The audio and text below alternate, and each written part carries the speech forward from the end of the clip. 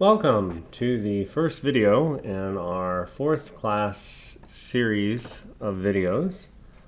In this video we will be looking at constructing a molecular orbital diagram for a simple diatomic, how to do that, and trying to get a better sense of these crazy molecular orbital diagrams. And then in future videos for this class time, we will probably venture into making crude molecular orbital diagrams for multiatomic and more complicated types of molecules.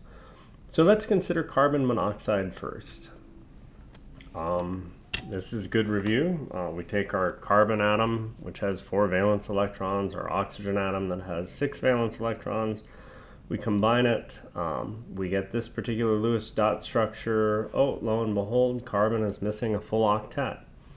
A better resonance form might be found if we simply take one of these lone pairs on oxygen and draw a double-headed arrow with it going between the oxygen and carbon, and voila, we have C triple bond O, and the carbon has a formal negative and the oxygen a formal positive. I know oxygen's more electronegative than carbon, and while we are reluctant to put a formal positive on oxygen, the fact that in this resonance form both atoms have a full octet, that trumps this resonance form where carbon is missing a full octet, even though we placed an uncomfortable formal positive charge on oxygen.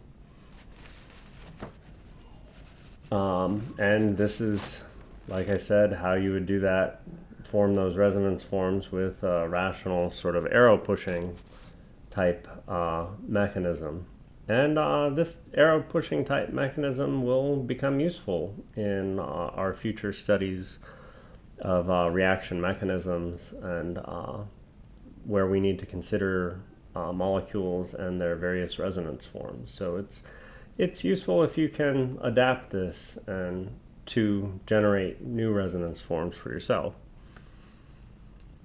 We should consider a molecular orbital diagram for carbon monoxide. Like I said, for carbon monoxide, we simply bring together the atomic orbitals.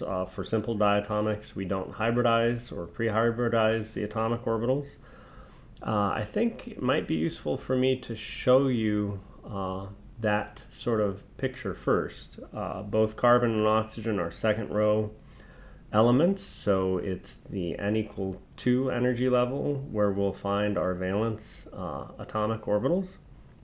So we're going to be working with combining 2s orbitals and then the various 3 2p orbitals. We'll take the z-axis on a Cartesian coordinate plane as our bonding axis, and so that will differentiate the combinations of certain pairs of p orbitals. So why don't we look at that combination of orbitals first.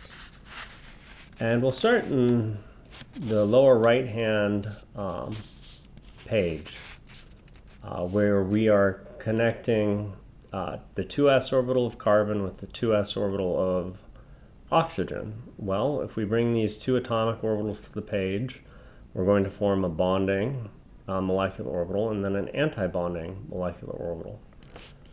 I said that we were going to take the z-axis as our bonding axis, and so we could consider the 2pz atomic orbital on oxygen and the 2pz atomic orbital on carbon. If we combine those orbitals in such a way that the lobes that are pointing directly towards each other between the carbon and the oxygen nuclei are the same shading, that is, in this case, they're both light, we're going to form a bonding molecular orbital. We're going to call this a sigma prime because it's cylindrically symmetric, much like our sigma molecular orbital, which was a combination of 2s orbitals. And of course, it has these little itty-bitty back lobes pointing opposite on the oxygen and the carbon atom. Of course, we could have tried combining these 2pz atomic orbitals in such a way that oppositely shaded lobes pointed towards each other.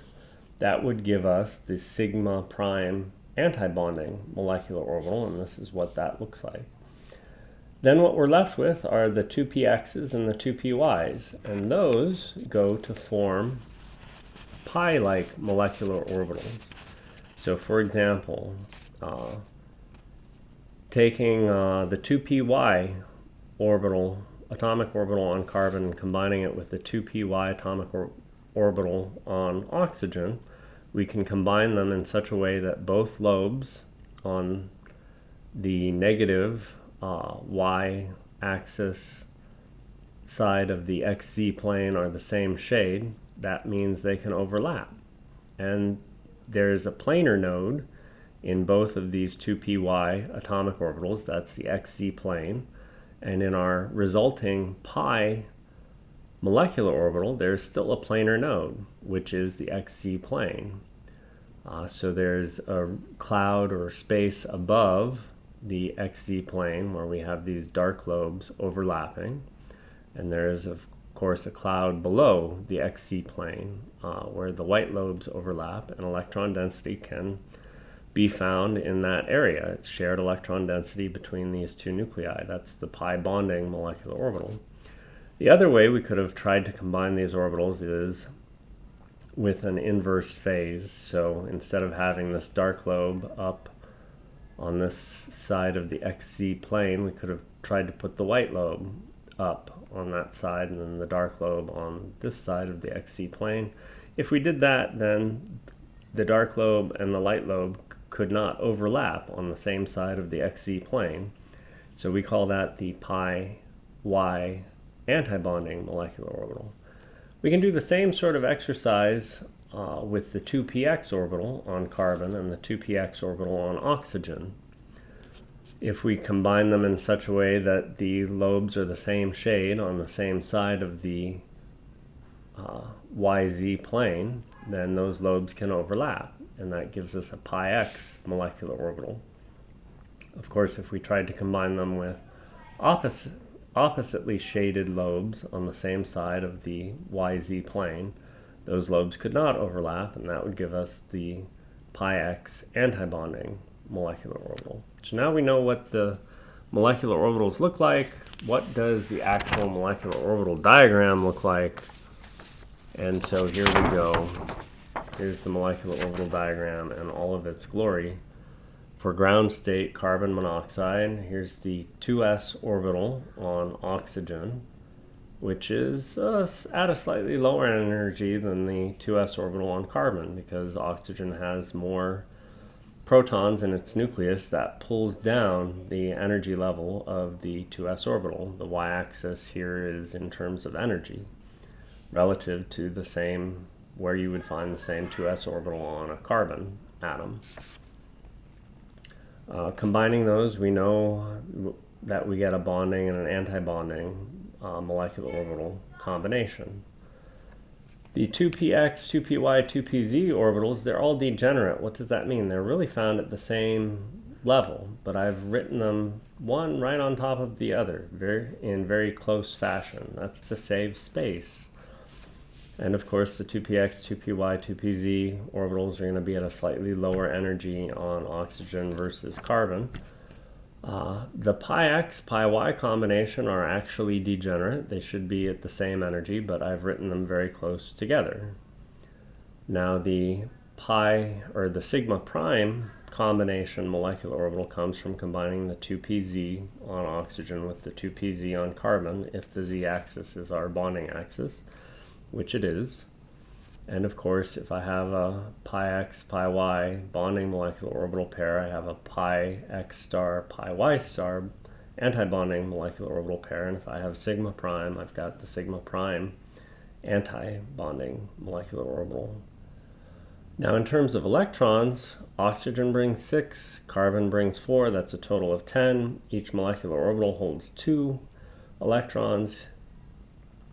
Here is 2, 4, 6, 8, 10 electrons, and we've filled our molecular orbital diagram. We could even do a bond order for this, but we'll show you that in the next video when we discuss how light can interact with molecules. So that's it for this one.